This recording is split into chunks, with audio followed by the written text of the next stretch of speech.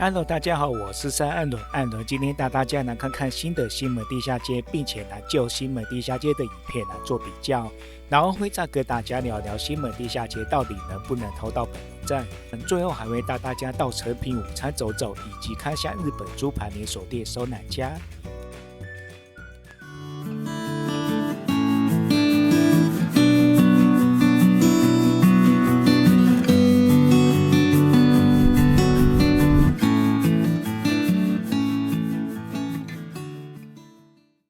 我們看到是舊地下街的入口外面，這裡以前什麼大標誌都沒有，反而現在新的地下街在入口外面做了非常大的標誌來指引大家。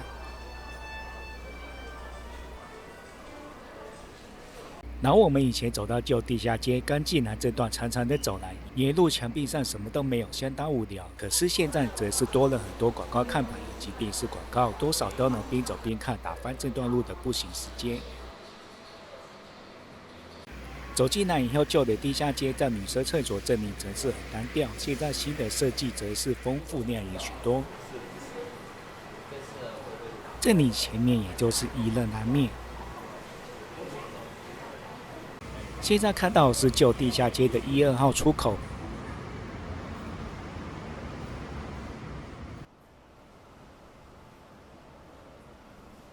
排名柱子現在也是廣告做好做滿。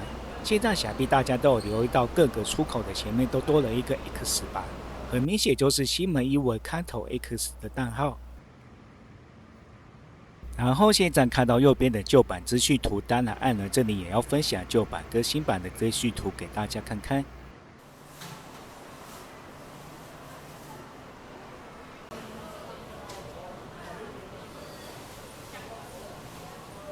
現在我們走到舊街的這裡，我們會看到左邊有4個店面，現在新的西門地下街則是一樣4個店面，所以每家店面的格局大小都還是保留的一模一樣。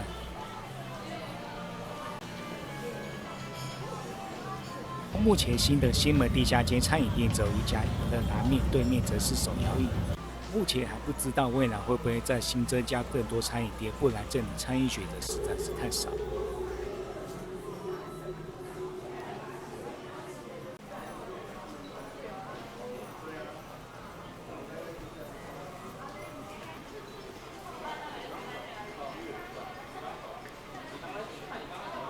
然後現在我們走到4號出口這裡，其實施工期只有5個月的情況下，想要把樓梯整個打掉，改做成電扶梯是很難的一件事。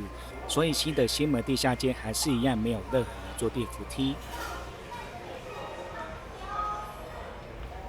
在4號出口這裡，則是開了扭蛋拼圖走道園，這2家在東升廣場一樣也是看在一起。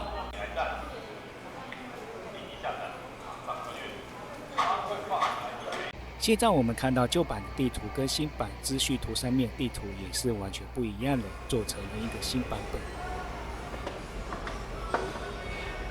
這裡的話就是美妝店沒有辦法，還有海流店。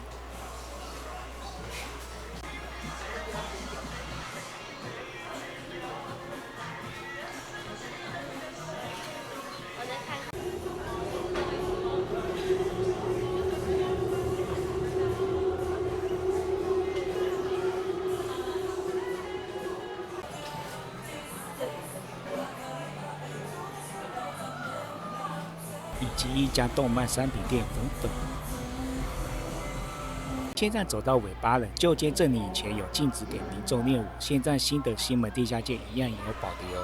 然後在6號出口右側新設置了一個服務台。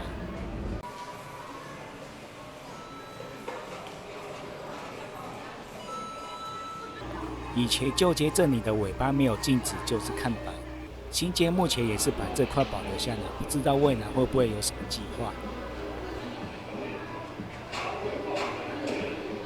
現在我們看到5號出口這裡，則是地下街唯一的電梯。如果是輪椅族或者不想爬樓梯上下的朋友，從這裡坐電梯上去，就是中華路的生粉還有壽司郎這一側。這裡的話，舊的地下街跟新的地下街的裝潢倒是沒有太大的變動。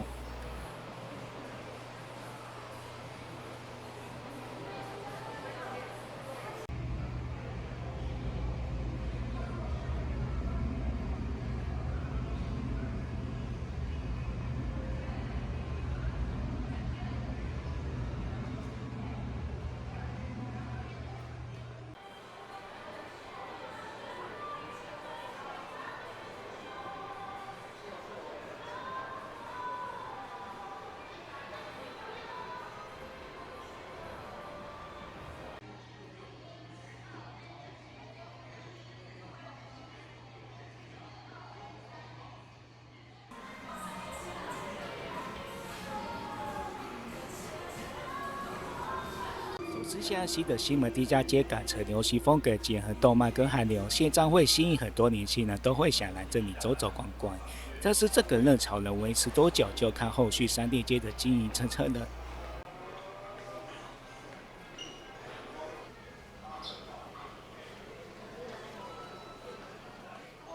開箱完西的西門地下街，現在來跟大家聊聊舊季西門地下街有沒有機會通到北門地下街，只能說很難啊。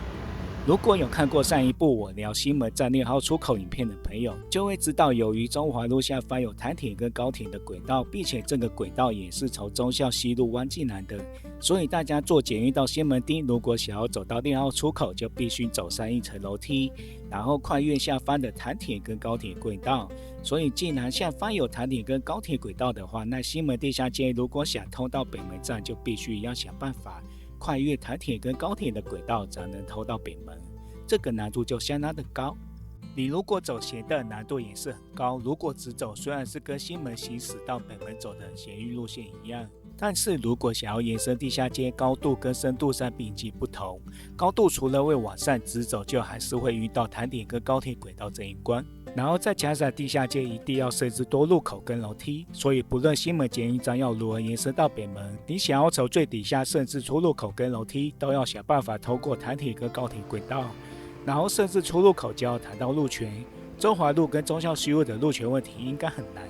所以結論的話，如果想要從西門地下街延伸到北門捷運站，基本上我是覺得很難。好啦，說到西門的回憶，這間誠品午餐店想必是很多人來借廁所的回憶。以前尿急的時候就走到地下街就能上到廁所，現在這裡地下街則是變成了保養，以前的大型機塔、遊樂場都已經沒有了。如果要到保養場買生活用品的朋友，也可以順道來逛逛。接着這家誠品午餐站樓上也多了一家玩具反斗城。這家也有跟動漫合作，所以大家如果有空也是可以來挖寶看看。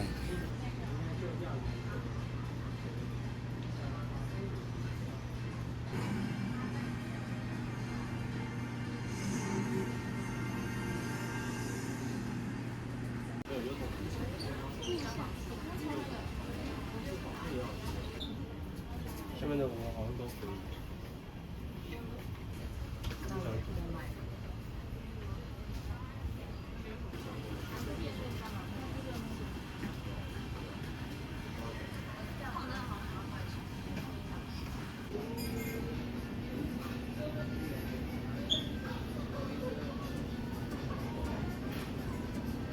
這棟同樣也有一家指南針，跟站前地下街那間不一樣的地方在誠品午餐這家有漫韓新小卡跟電玩遊戲，有興趣的朋友也可以來逛逛。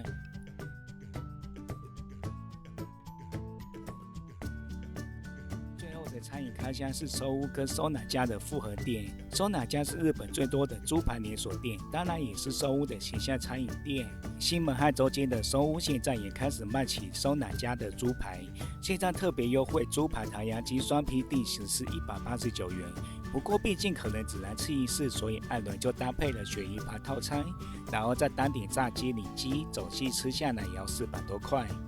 豬排唐揚雞雙拼定時，基本的定時分量很少，如果你跟艾倫一樣大食量，一定會吃不飽。不過單點的炸雞、里脊看起來分量就比較多，切下來至少也有10塊，自己吃或者跟朋友分着吃也是很不錯的選擇。不論是豬排還是炸雞、里脊或者唐揚雞，艾倫都是覺得味道一般。鱈魚排的味道也是很普通，總之吃過一次就好了，下次來還是觀光點收屋的餐點就好。好啦，今天影片就介紹到這裡。如果大家沒看過艾倫介紹6號出口的影片，也歡迎可以點來看看。大家有時間就來西門町走走吧。我們下部影片再見。